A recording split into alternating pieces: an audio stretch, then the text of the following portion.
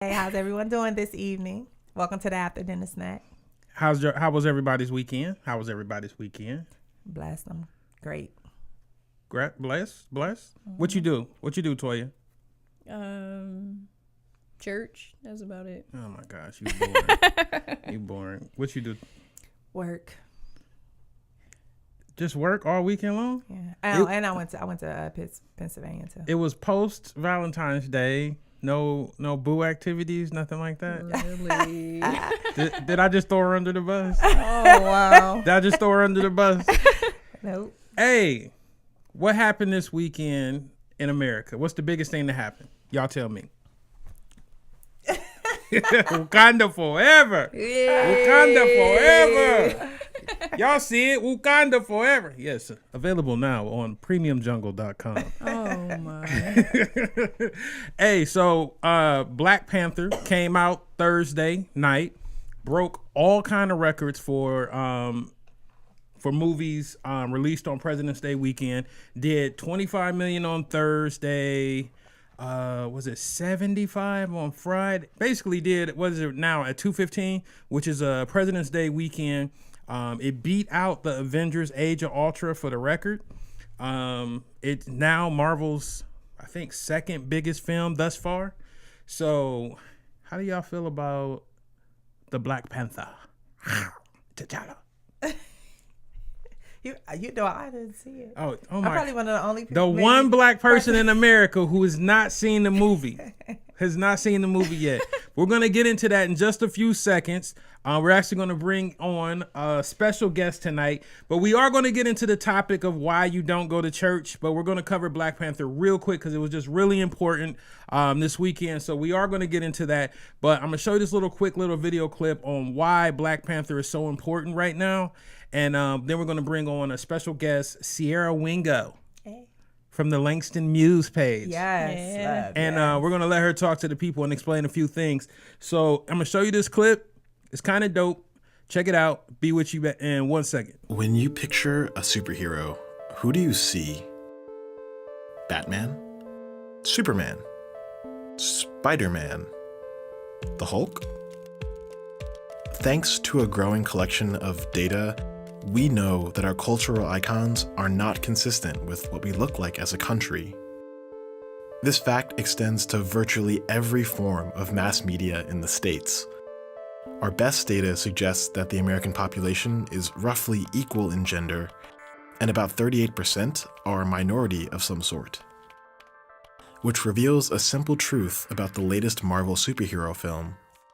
People are excited about Black Panther because the demand for media that centers minorities is far greater than the available supply. This becomes obvious when you look at a series of studies by UCLA's School of Sociology. Much of what we knew about diversity in Hollywood was anecdotal. So we decided to design a report that would be the gold standard in terms of looking at the bird's eye view of what's happening and tracking that over time. Roughly 1 out of every 10 major films are directed by minorities. A similar percentage cast minorities in their lead roles. And even fewer of these films are written by minorities. This principle applies to nearly every facet of media, including executives and talent agents. You can't underestimate the role of the gatekeepers. If you're not on the roster, you're going to have a hard time breaking in, which of course has created obstacles for people of color and women in particular. Which means that the culture represented on screen is determined by a sample that doesn't accurately represent the population. If you look at pop culture depictions of Africa, you don't ever get to see like this place that's supposed to be like the future. Wakanda is kind of like this almost like rewriting of history of like what life would have been like. It's this amazing fantasy that you never get to see on screen. Black Panther is all about representation. It centers the story on women and people of color, and the representation matters to young people, and they're the future target audience. The minority share of the population was relatively low in 1970. But today, nearly 40% of the US population is in a minority group. And that percentage is only expected to increase. The genre doesn't matter.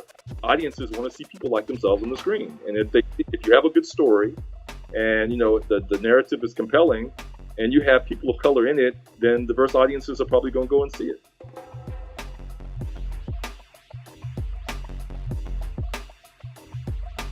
All right, we want to thank everybody over at Vox for making that short little video clip.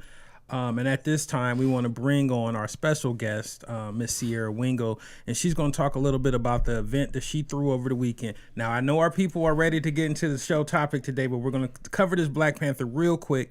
But we're going to let Miss Sierra Wingo come on and tell us a little bit about the event she threw and why it was so important to really focus in on the Black Panther release.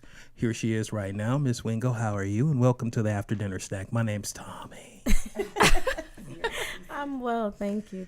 Call me Cece. Cece. Okay, Yes. I'm not going to remember that. But go ahead. You can't remember Cece? Sierra I'm Cece. a little challenged. Cece is like, well, Sierra is very like formal, so this Okay, is all more, right. informal Okay, all as right, far as Cece. what we're doing. Okay, Cece. This movement. The $5 pizza. Go ahead. No, God. No. All right, so tell us a little bit about the event you threw over the weekend. So the event I threw was a private movie screening of Marvel's Black Panther movie. I recently started a lifestyle and entertainment brand called Langston's Muse. And you guys can find us online at facebook.com/Langston's Muse. That's LANGSTONSMUSE. Our first event was a private screening. Basically, with our brand, we're looking to create spaces that kind of highlight the best parts of Black culture, and then also encourage us to kind of explore some other interests that we may not have known we had, or may have had them a long time ago, and we're kind of getting back to that. So like I said, this was our first event. The city turned out. Thank you so very, very much. It was a wonderful turnout. I think everybody had a good time. Everybody looked fabulous, and we were able to really like hone in on the small Black businesses in the community as well. So that was dope. That was awesome. That was dope. Now when we just get into the nuts and bolts of the actual film, and the impact, like at your event, people showed up in outfits, dressed to impress. Yes. Very Wakanda forever. Once Yes. again, available at premiumjungle.com. So it's like when you look at that on a nationwide stage, like everybody across the country came out, in their gear. Now, what kind of impact do you feel the film is having in our culture, period?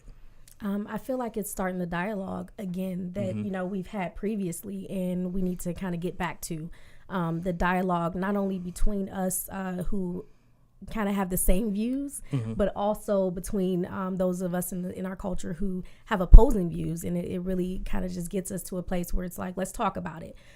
Because like you said, a lot of people did dress up in African garb, or a lot of people did dress up in just, after 5 attire. And I said, one of the things that I said when I started planning was like, I really want this to be a reason for us to get dressed up. Like, let's be honest, it's the first major superhero film with a predominantly Black cast and crew. Yes. It's unheard. Yes. This is the film was given a $200 million budget, and they've surpassed that in the first weekend. So this film is on track to do probably $500 million, and that's just unheard of in Black film. Like, if you watch the video that we had showed previously, it was like something like 1 out of 20 films has a Black director. 1 out of 20 films has a Black lead. And this is this is Hollywood in 2018. And to have such an impact. But then let's backtrack just a little bit.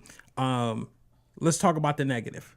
Okay, so we had a lot of people on social media who were sort of up in arms about well, if y'all can show up for that, y'all should show up at the rally, and all of that. So it was like, and y'all all dressed up for this, but y'all can't dress up for that. And you know what I'm saying? Like, for me personally, I'm gonna let you weigh in on it as well. But I feel like it's sort of like, when I go see Star Wars films, those people dress up. Harry Potter films, those people dress up. So I don't see why it was a big deal. And I feel like it was one of those things like, if you see us moving all in one way, let's do the crabs in the barrel thing. Let me try to pull you back down. So But that's just me. Go ahead. You I can go feel ahead. I can see that view, and then I can also see the view where, I mean, let's be honest, the reason that those questions are being asked is because it's important. You know, so that's not to discredit those movies or this one. You know, it's like we don't have to pick and choose, and I feel like that's part of what my brand is all about. We don't have to pick and choose. So many of us live at the cusp of intersectionality. Let us live. Right. Let us be great. Yeah. Right. We don't have to choose. Like, we can still go see that, and we can still, you know, go see this movie and dress up and As show well, up yes. and show out. Right. Setting a stage for it. Yeah. Right. Stage for the interaction. Exactly. So I feel like those conversations are important. Like, let's keep it respectful, but, you know, let's keep the conversations going, because it is important. The reason that you're asking these questions is because you realize that those movies were just as important as this one. So don't, my thing is just don't take away the importance of this one.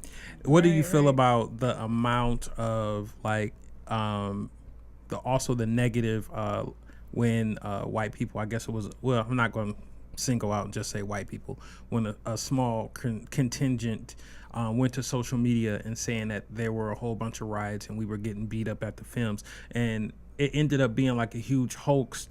But it was just like they went out of their way to stop people from going to go see this film, and it still ended up being the biggest film, you know, in movie history for President's Day weekend. So once again, it's trolling. Right. Like, that's the, you know, that's the new entrepreneurship of 2018. Right. For the last, I don't know how many years, people like to troll. They don't have, you know, like, they have the time for it. Why not? I feel like for those people, you know. She just hit him with the meh. At the end. Meh. I mean, But at the end of the day, I feel like the film, this is my take on the whole film. For one, I feel like the film was not a traditional Marvel film, and if you went to the film thinking you were going to see like this nonstop action film, I feel like some people might have been upset. But what I feel like the film was, it was a good movie. It was a good movie. It had a great storyline. It spoke to a lot of different dynamics that I feel like a lot of people, you know, you really do need to see the movie 2 times, because I feel like the representation of Wakanda and how they stayed out of the world's business and sort of let everybody do their own things is sort of how, I mean, you can equate that to the elite blacks in this country with wealth that allow so much stuff to happen, and they're like, yeah, that's not really my bag, that's your bag, that's not my bag, that's your bag. And I feel like, you know, with him, if you've seen the movie, spoiler alert, Michael B. Jordan's character was like the American black man. Right. You know what I'm saying? And we're angry that we're being left. We were left. You know what I'm saying? And now we're just out here and we've become so angry, we're ready to take things to the extreme. You know what I'm saying?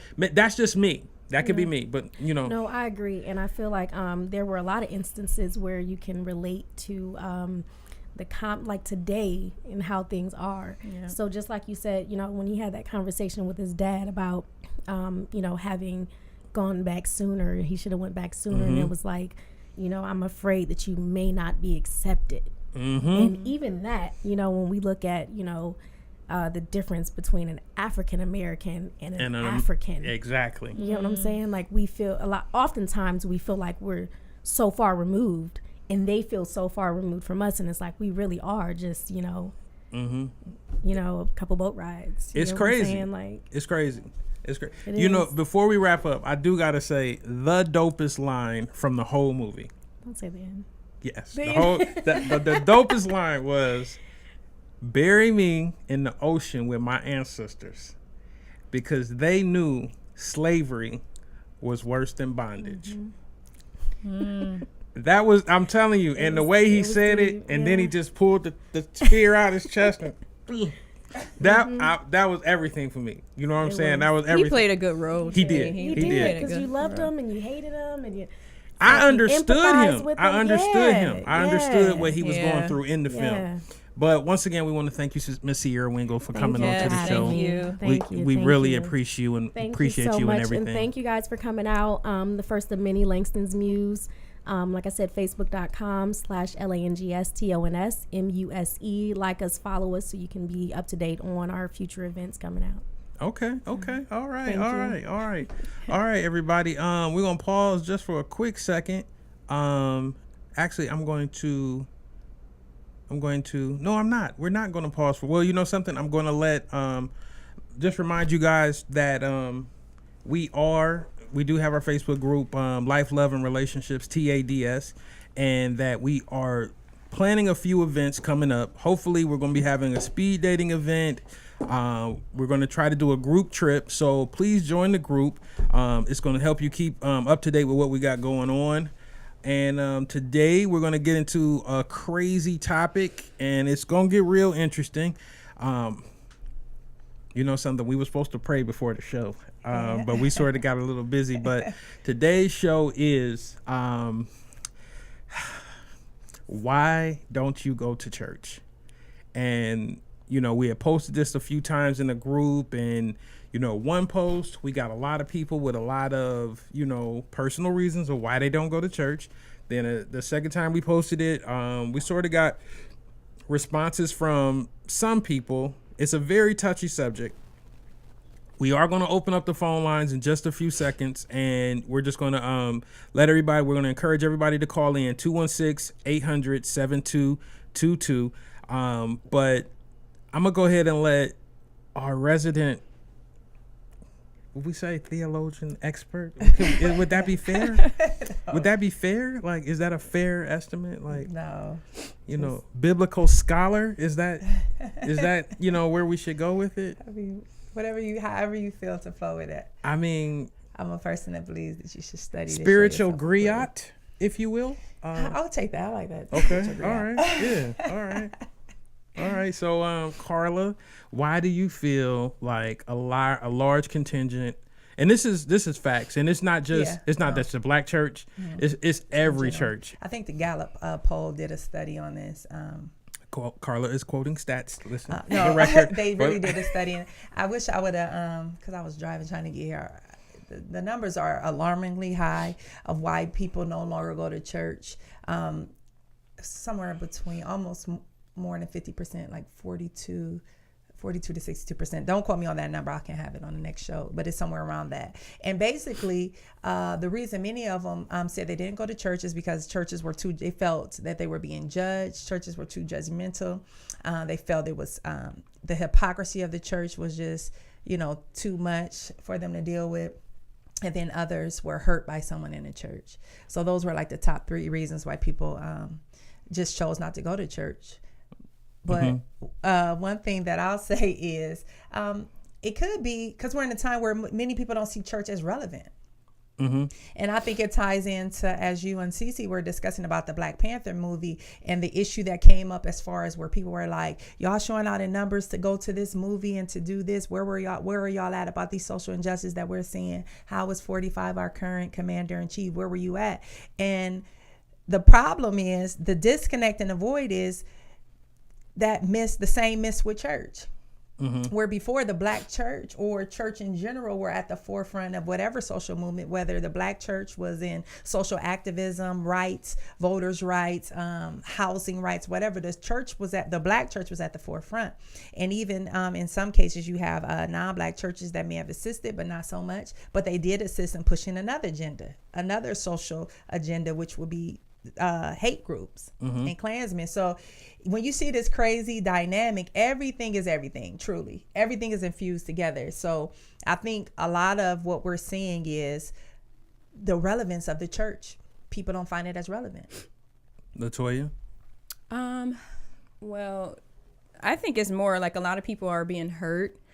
A lot of people feel like they're being judged. A lot of people think when you're at church and they saying, the Lord is saying $20, give $40, you know, and that turns people off who aren't used to hearing stuff like that. You know, it's kind of like, why do I got to give $40? You know, this is my first time coming here, like, you know, and I think a lot of people just, their perspective on it is just like, is this a business? You know, and I think a lot of times too, as the church, like we don't we don't follow up on people. Like if people to come in and they're broken or whatever, you know, we can give them a Sunday word, a Wednesday word, but it's like, who's looking out to go check up on them to see how they're doing, or if they missing church, you know, like, hey, why haven't you been to church? We're checking on you, see if you need anything, you know, and just checking on people. I think that too as well. And ministering, like people not ministering to the people, like they preaching, they're doing, it's a lot of itchy ear preaching going on. And if people need to be filled or healed, itchy ear preaching not gonna get it. It's just going to be for that time. Yeah, like we the talk moment. about, it's like that sugar water. You drink sugar water, it's sweet and it energizes you, but then it's gonna crash you. So if you're not getting substance, I think a lot of what we're seeing in church it's really no substance. Well, let's talk about, you know, the purple elephant in the room, if you will.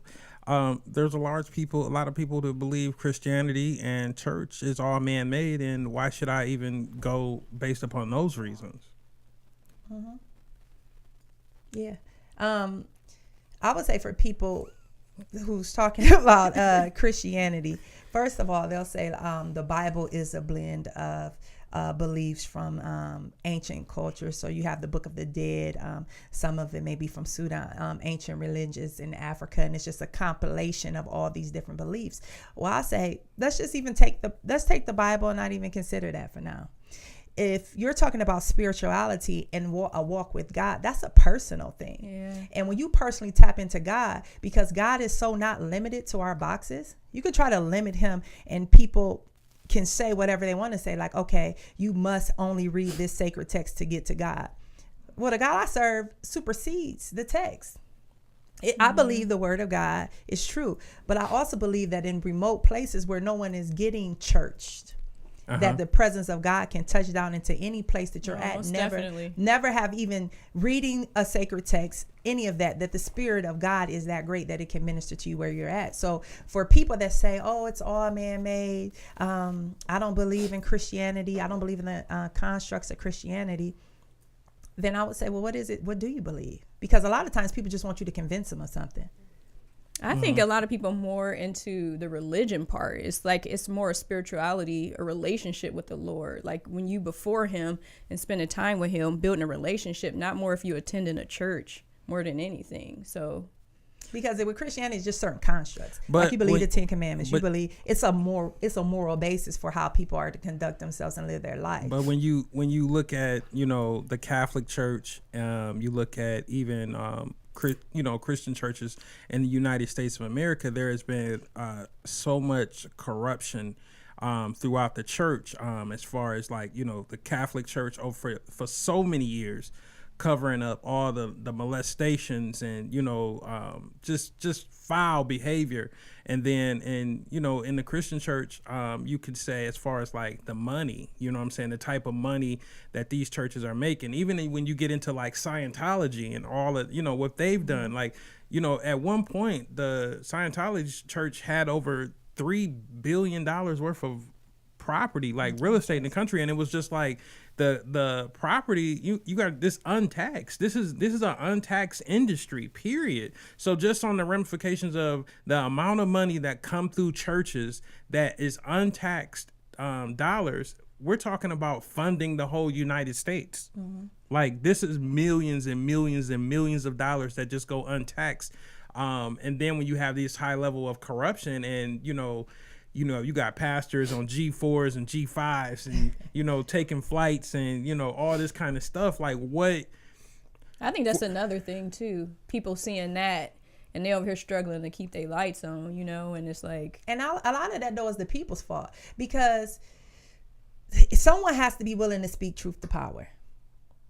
Because in order for a pastor, and it's not just the churches, these are faith-based organizations. Corruption is not just happening in Christian or Catholic churches or just in Christian teachings proper. It's happening in any type of faith-based fanatically religious organization. So it doesn't matter what that is. You can see corruption, molestation, abuse in any form in these organizations. So you're saying people picking the wrong No. situation? No, I'm saying is that people are not speaking truth to power. When you see that it's a problem, like with whatever you believe, if you're believing and teaching about peace, love, righteousness, about care and charitable works, but you're not seeing that manifested, then how do you continue to stay up under those teachings when you don't see the fruits of that teaching? And how do you not question that? Basically, if you're going to talk the talk, walk the walk. Yeah, but even if you're under the teaching, you're held accountable for the teaching you sit under. Exactly. You understand? So, and if you're not challenging that, if it's erroneous, if you're not challenging the error, but you sit there, but you gossip in the corner, it's kind of just like we talk about our communities. We talk about our communities are a problem, but we're not doing anything to change our communities. We're talking about the churches. People are in churches or in faith-based organizations. They talk about how the brother minister has all this and how that. How does the bishop have this and that? But you're sowing into that. But you allow your family to go into that. But you allow them into your neighborhood. So are you saying that it's a level of accountability as a parishioner of a faith-based organization Yes. to hold the leadership accountable for what happens with the monetary funds that come through the door? Yes, and a study to show yourself approved. Also for the sheep. Now, also for the sheep, because since my faith base since I came to know the Lord under Christianity, then that is what all my reference points shall be. Since I came to know God personally as a Christian, then all my reference points are going to be from the sacred text of the Bible, because this is what I believe. Okay. But for the sheep, we know that sheep are dumb. And sheep rely on the shepherd, and that's just what it is. Mm-hmm. However, within a congregation, there's many sheep. And just like there's many sheep, there are many wolves. However, there are also multiple shepherds. And the problem is you have shepherds, people that are supposed to be shepherding the people, the sheep, who are being cowards and not walking in their position as a shepherd because they're not the pastor. Yeah, but you got to look at it too. Sometimes too, a lot of them are called to shepherd, but they aren't allowed to go to that level. No, that's the problem, Toya. That's the problem. Yeah. Because if God called me, you can't commission and appoint me where God has positioned me.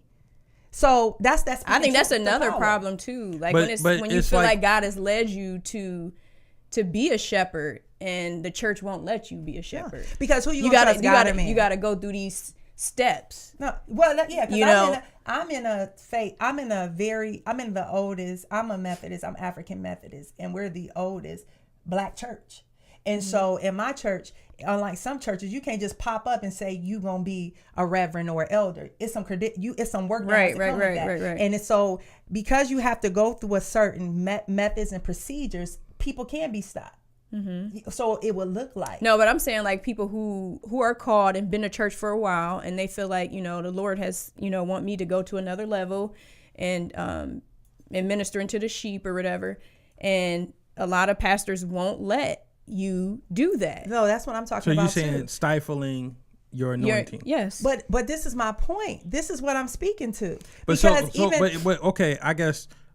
And maybe I'm wrong, but so you saying like if a person is in the church and he feels a anointing coming on or whatever, and he feels like he should be doing more or saying more to the people, and then they're like, well, you got to do this, and that, and then he does this, and that, and then they're like, yeah, we still don't want you to be right. Yeah, because sometimes churches can be cliquish, and if you're not in the clique, you got to sit back for a little while, Jack. That's sad. I think y'all missing the whole point of what I'm saying, because this is what I'm talking about. If I'm like I said, if you're in a traditional church, that can happen. If you're in a non-traditional church, that can happen, because anyone can try to stifle you as you progress, because people are human.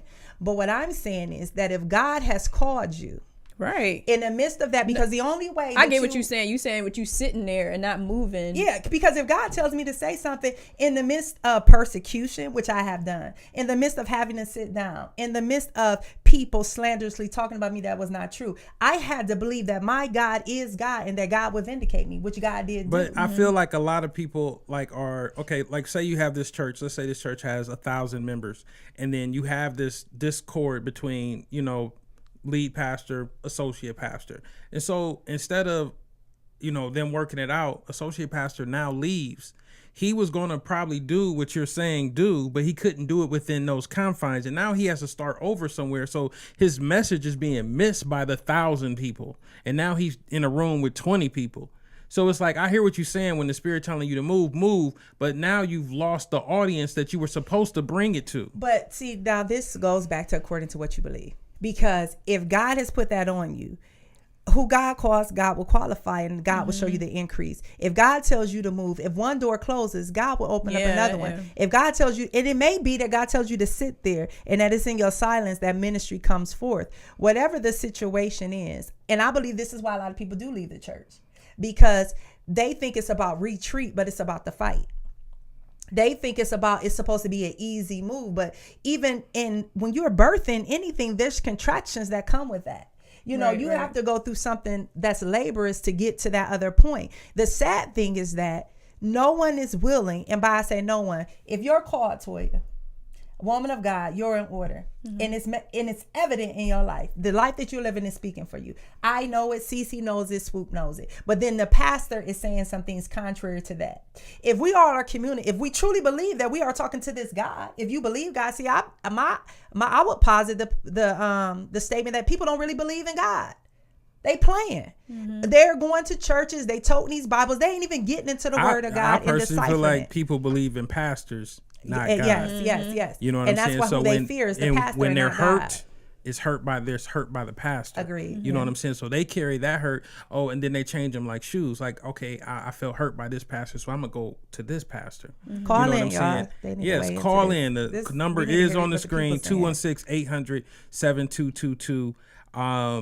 I just personally feel like that's the biggest thing. People are connecting their spiritual lives to people. Which goes back to what Toya said about cliquish, because it's just like if a pastor has good game, because you have some old school people like, my father ain't going to no church, so he can do that pimp talk and think he gonna get my money. I ain't putting my money, because a lot of old players became pastors. Some of them truly delivered, some of them not. It was just the best hustle when prostitution became, a thing of the past, when they got strung out on drugs. You talk real slick too, though. I do. Yeah. Like, you know what I'm saying? It's my makeup. But even with that being said, I think a lot of what we're seeing about people leaving the churches is because they do get clicked up. And because they get clicked up, they're not looking to God. They're looking to the pastor. So they follow the pastor. When the pastor disappoints, now they disappointed with the faith. And because they did not get connected with who God is. And I'm so serious about this, because this shouldn't be a fluffy conversation. We got a caller here. Take it. Hold on one second. Take it. Because it's so fluffy. Hello? Hey, caller, Hello. You are on the air. Thank you for calling in to the After Dinner Snack. My name's Tom, and this is Carla and Toya. State your name and give us your comment. I agree with you guys are saying as far as the church and people. Let me get my thoughts together. The reason why I feel I don't go to church right now on a daily basis, due to the fact that my mother got kicked out of church. I don't think people in the flock are stupid, but I think some people that are call themselves the shepherd, they're threatened by a voice if they speak out. They protecting their bag per se. Yep. And they say that, sis. Wow. That's she real. said they protecting their bag in the church. No, they are, and that's sad. My mom is out there. I'm gonna say it like this: my mom is out there picketing right now, not right now, but last Sunday, she got kicked out of the church for prayer. You know what I'm saying? Because she formed organized prayer, and the pastor did not agree upon it because he felt threatened, because he felt that they were going to get kicked out. Now, would you say that's a housekeeping issue? Say that again? Well, do you feel like that might have been a violation of just housekeeping, like how we do things at this church? Order. You know what I'm saying? Because it's like you don't want to step on your leader's toes. Was it something presented? But if the leader is corrupt, and you're trying to bring awareness, because you have to understand, our grandmothers, our grandfathers, they go to church every single Sunday. They tithe every single Sunday. They're conditioned to do that because of their roots, what they believe in, their faith. But then like you said, there are people, and sheep and wolves out there that prey on this, the ignorant. And they use the Bible to take advantage of it. We just... Okay, I get what you're trying to say and everything, but like in this instance right here, okay, so you're saying that the church that your mother attends, the pastor is corrupt. So your mother tried to organize a campaign against the pastor. and she was banned Just to from the pray, church. not a campaign. Pray A for prayer. the church, healing. The church was at a weak point. Now, couldn't that The have been? pastor Could felt could threatened. that could've be been perceived that as an could've- yeah, attack? that could have been. He could have took that as an attack. But you're the pastor. How But you see, gonna perceive anything thi- as an attack yes, if you this have is my members of your problem. church congregate Go for ahead, prayer? Carla. Put your pistol up. All man. right, but okay, Golly. because this is the problem with it. Now, this, as the sister's talking, we don't know all the details, and I'm sure some other Yeah, details. for sure, will for be sure. I weighed. didn't want to make it personal, No, but no. this is a reason. Yeah. Let's give us some names and some No, social no. security numbers. Let's get this popping. But Lock bylaws. I'm just going to say, just on the surface, let's say if the pastor truly is corrupt, okay, Yeah. this pastor did some corrupt things, it's receipts for this corruption, and now we have this woman of God who has come to rebuke the pastor or whatever. Now, if this is a Bible teaching and preaching church, now it is a way to go about it. It's a biblical principle. It's a biblical principle about how we supposed to confront leadership when they're out of order. The problem is we immediately went to man's order. Well, how is the protocol of the church run? If he's living unrighteous and he's the shepherd over God's flock, somebody's supposed to check that and stand in line with the sister. If in fact what she's saying is true. And like I said, we don't know all the details. But I know, and many of you may know. Yeah, we don't know all the details. But I think this is the reason why people aren't coming to church, because we see this.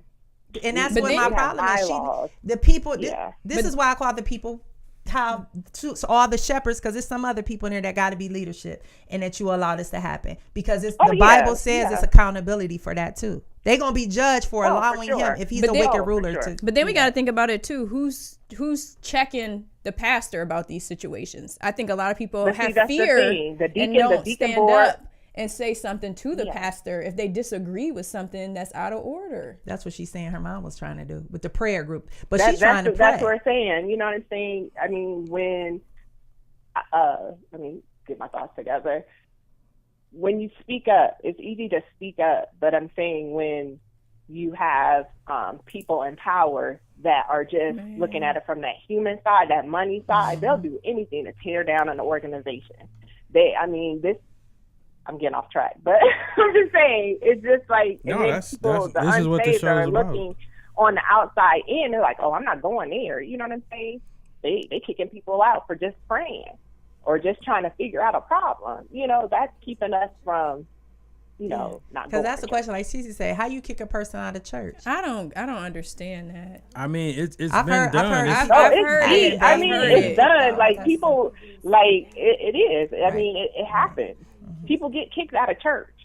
But it ain't It's nobody bylaw. checking it. If That's you what's owe, crazy. I'm missionary Baptist bylaw. But then if you think about there's it, order. if somebody stand up, Well, here, let's. I I think- want to thank you for your call. Let me clear the line so that someone else Yeah. can call in. But thanks for Thank calling you in. so much. Thank I you. appreciate you. No problem. Sorry, y'all. Sorry. Have a good You too, babe. So I guess it's too funny. They said your facial expressions. Who, are funny. mine? Yeah, both of y'all, I guess. So I think when a go ahead. person stand up though, you know what I'm saying? Like all these people, how we said like how people are idolizing these pastors. If you stand up, you the wicked, you the wolf, you this on that. But it's something that might be so true, but you can't stand up because everybody gonna be against you. But that's how it be. Jeremiah was beaten. Scarf, when you're speaking truth, it's not all, everybody's not gonna always go along with the truth. No, I know. That's what I'm saying. People, if you're gonna be about the life, then you gotta be completely about the life. That's why you and I talked about this. As a young, because I grew up my family has always been in the church. Like I got a rooted old family. But anyway, in the AME church. But I say this because when I was young, I used to swear I couldn't see that I would have a Christian husband or even date a Christian because they all seem weak. I always And thought they was so corny. I just thought they was weak because I didn't see strong examples. Like them brothers that was telling you to wear that 3/4 cloth, they was mean and they were praying daily. They were fast. They were not eating pork. When they said they were not eating pork, they were not eating pork. When they said they would not drink and that drinking was poison, they meant that. When they said they respected your body and that you was the earth, they was treating you with a level of respect. And then you seen these Christian dudes that was mimicking them slick pastors, wearing the suits, talking the talk, quoting the Bible, but their life was not transformed. And something about that, it made me just be like, y'all some suckers. So And I think the church collectively to look like that. To back up just a little bit, like even back to the movie, Black Panther. And a lot of posts that were coming through over the weekend was like, let's get back to African spirituality. And it's not all witch doctor or quote unquote voodoo like they try to make it seem. So when I say that, what does that mean to you? Well, I know a lot of African practices like ancestral worship, putting foods out to their ancestors and things like that, or ancestry worship, things like that. It's contrary to what I believe, but it's what the Bible speaks about those type of worships, because it's nothing new. Like certain religious practices are not new practices. They've been in practice for some time. And it's just, I've ascribed to a monotheistic belief in one God. And like I said, I ascribe to the constructs of Christianity because that's how I came to know God, and that's what I believe in. And so when people say, let's get back to our African ancestry, what do you say to someone who says, okay, that's not my ancestry?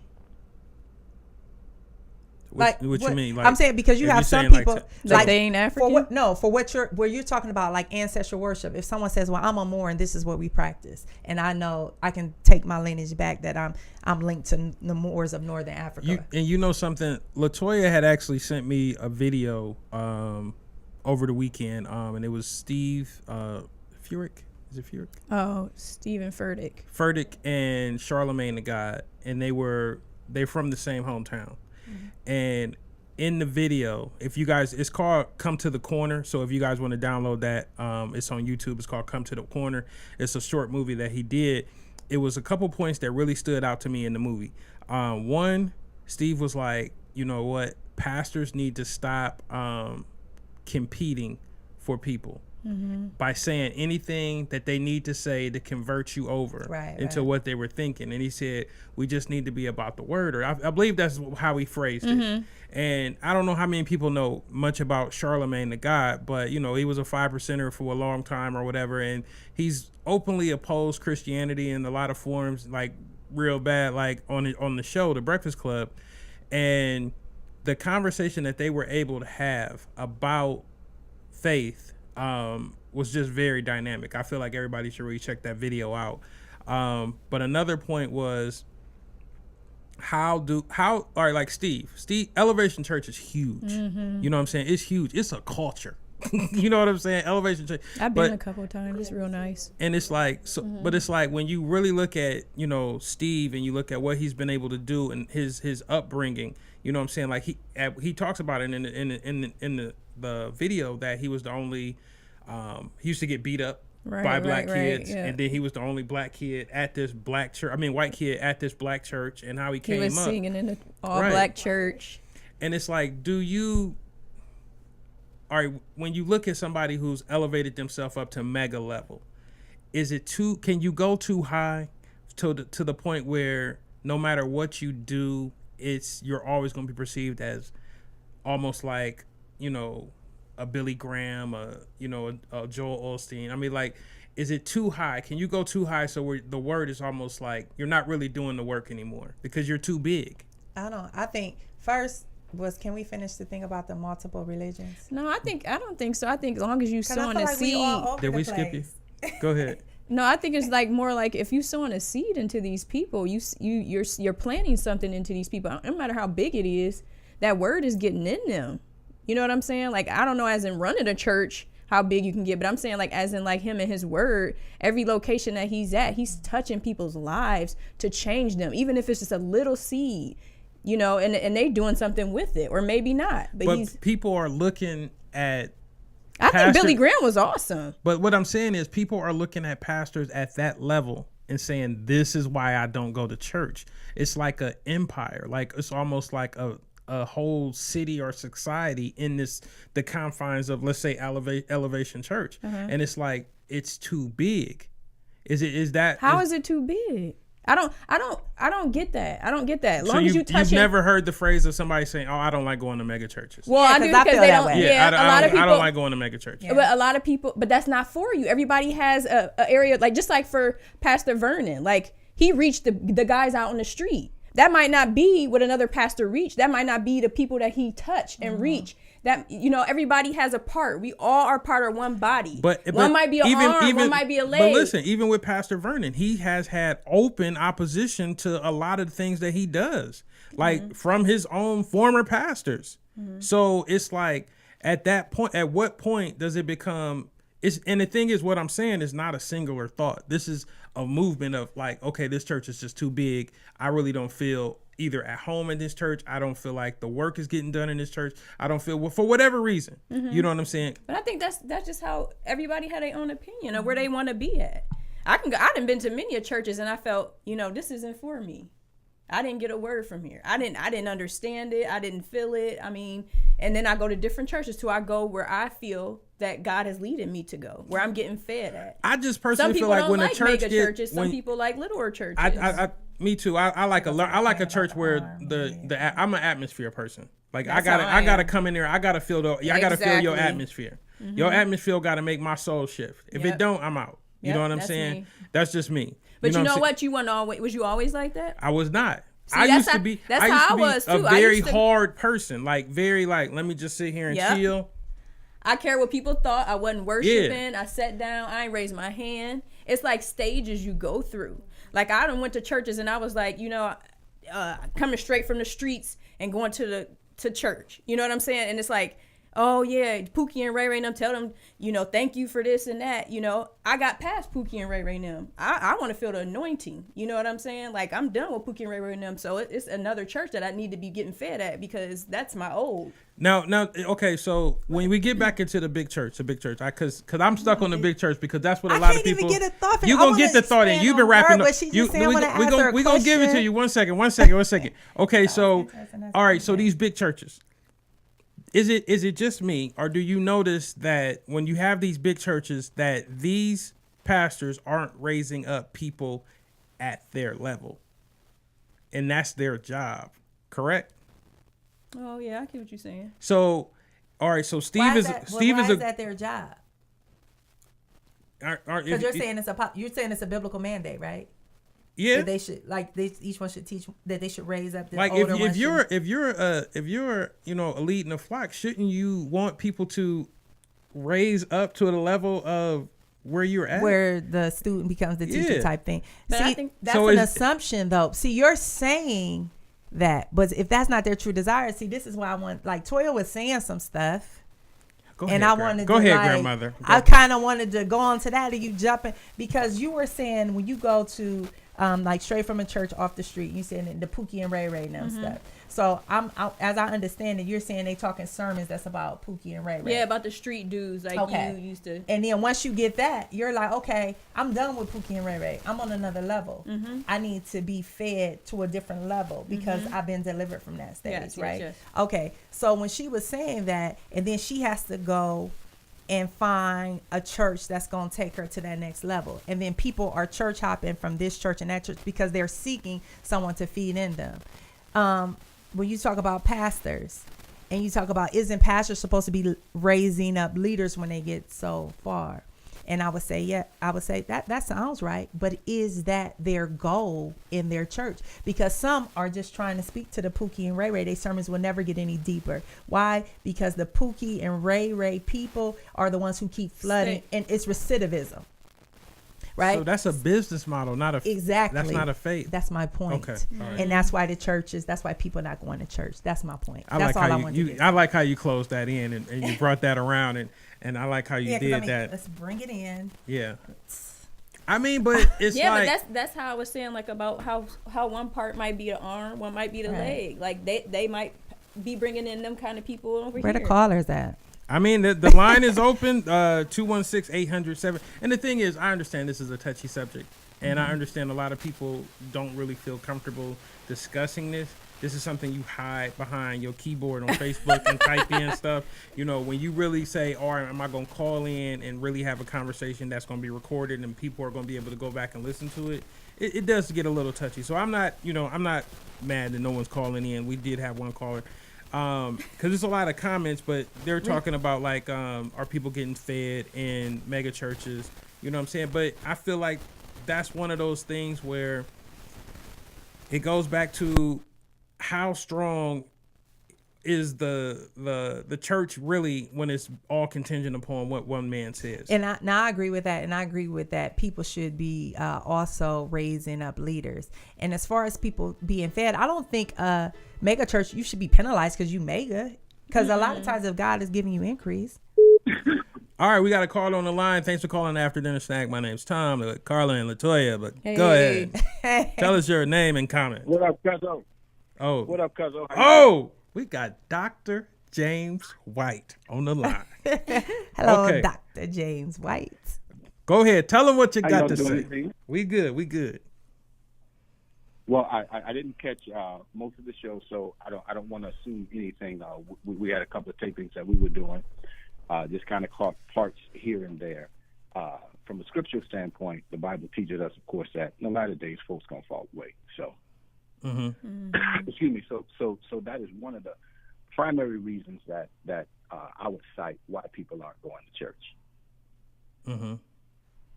So when you okay, what we were just talking about is like the mega churches, like, you know, let's just say like a R.Ed Vernon, Steve Furtick, Joel Osteen, and we're talking about like how they're not raising up enough leaders in their church. And is that the business model of the church, or is this just how, like Carla said, that's just a narrow, would you say a narrow vision? Or a narrow plan? Yeah, that is not, the goal is not to, they're not trying to raise up leaders, because if that's the case, it should be a tipping point of the church. So as you get so big, there should be a Joshua to pass a mantle to start another church. I mean, if it's going like, if that's truly the. That's what elevation does. Okay. Okay. So with it now, I would say first that would be an assumption. I'm friends with quite a few mega pastors around the country, and they send people out to start churches. And to say every pastor can pastor a mega church, that would not be responsible, because it's a matter of an anointing. It's not a matter of a choice. It's not a matter of an assignment. It's a matter of an anointing. So as God anoints a pastor and he or she is able to attract multiple thousands, it doesn't mean that every minister that is a part of that ministry will likewise be able to attract multiple thousands. Right. So I guess I don't know, maybe that's like my disconnect, because I feel like if you have, put it like this, you've seen just in, let's say locally, I'm not going to say no names, but let's say you have a church with, let's say 1,000 people, and then someone leaves that church, and then they start another church, and then they're at 1,000, but they left on bad grounds. You know what I'm saying? We had a change in philosophy. We had a disconnect. We had, you know what I'm saying? So the ability was there, but was the ability stifled because it didn't fall in line with the business plan? Okay, see now, to focus strictly on the business of ministry, you overlook the major component, and that's the spiritual side of it.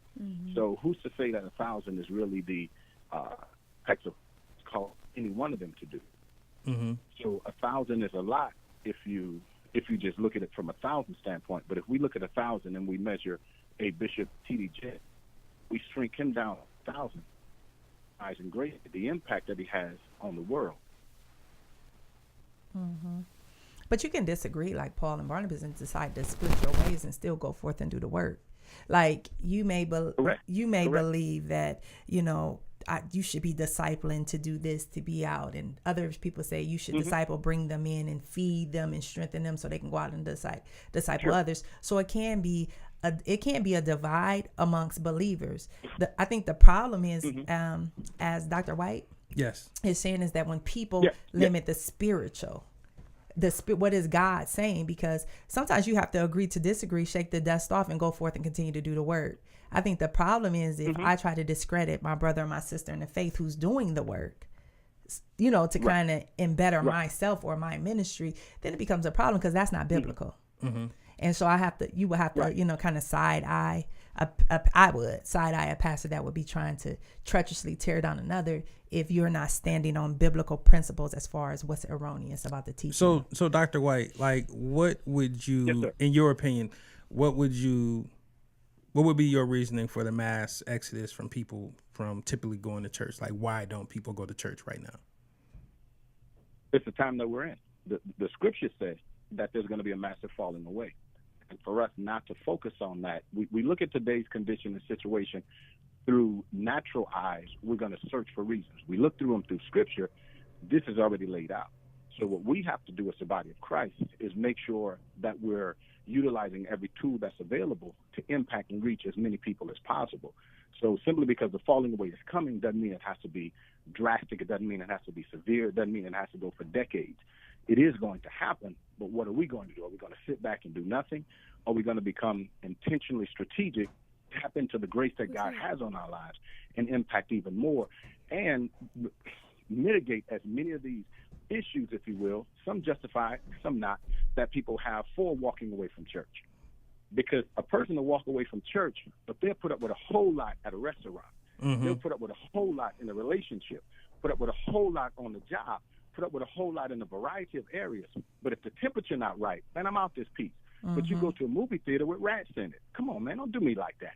You're going to go to a daycare where they don't even have credentials. Don't do me like that. You know they shaking them kids in there, and you still going to go ahead on and do. Come on, don't do me like that. But when it comes to This church, my guy. if this ain't right, if they don't let me sit where I want to sit, if I can't do this, I'm out of this piece. Are you kidding me?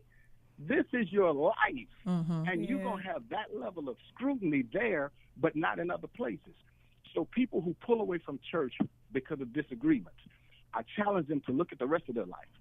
Do you pull away from other relationships because of disagreements, or do you try to work it out?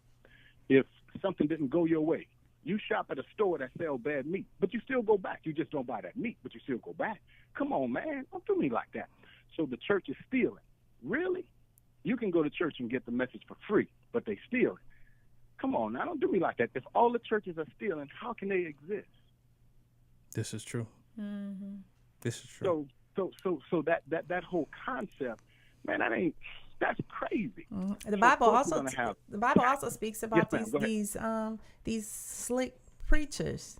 It talks about the corrupt. And I think a lot of the falling away is because this sweet water teaching. Like, people want sweet sugar water sermons. They don't want substance. Because, like I said, sugar water energizes you quickly, but then you're going to go crashing. If you start dealing with meat, if you get a church that's really teaching and starting people off on the milk, and then you get into meat and that you're being allowed to digest the meat, then just any old thing just not going to do. And you're not going to be quick for the retreat. You're going to be ready for the conflict and standing on the word of God. That's when we'll start seeing a shift, and that fall away is a necessary fall away, because you're not going to be able to have so many of these snakes and fakes playing in the pulpits. I think another thing too I totally agree. I think another thing that we didn't tap on was the love in the church. I think there's a lack of love in a lot of churches I've seen. Okay. And when you're dealing with broken people, you got to be gentle. You have to be very gentle, because this is God's people, and they trying to get to know God and get to know people who are walking with God and striving to be better. We got to set an example for these people, because they're looking up to us like, wow, I want to be better, and they want that godly love, and they're fragile. They're so broken, and people are pushing them away because of their lack of love that they're not given to these people. I think love is missing in a lot of some of the churches. Yeah. Now, Dr. J, and now go ahead. I do believe that incorrect expectations hurt us often. Expecting the church to do something that the Bible didn't say that the church had to do, but society said we had to do it. Expecting the church to live up to a natural model and not a spiritual model. When that expectation is not met, easy to become disappointed. And if you're not healthy, sugar water will be exciting to you, but when you're healthy, that's trash. Right. That's good. Yeah. I know we just starting to get into this, but that's lightweight our time. Oh, really? Hey, no problem. Yeah, problem. that's I respect your time. Not a problem at all. no. I'm just saying, like, that's the end of the show. Like, not just the call. Like, we totally appreciate. I wish you'd have called like 20 minutes ago. But you know, I want everybody to know, like, you know, Dr. James White is with Heritage Christian Center in Jacksonville, Florida, and you guys can go on his page, and he has, you know, all their material on there. Like, he is an awesome speaker. So and an awesome man of God. But we want to thank you for calling in today. Yes, Appreciate thank it, you. Appreciate blessings, man. Yes. Blessings. Y'all have a great one. Much success with the show. Thank you. Thank man. you. Yeah, I mean, we rocked out real quick tonight. You know what I'm saying? I just want to thank everybody for tuning in, and we will not be back next week. Carla has to do a few things. Oh, and, what happened? but we will be back the following week. But we really want to thank everybody for calling in, the people who called in today, and the comments we got on the page.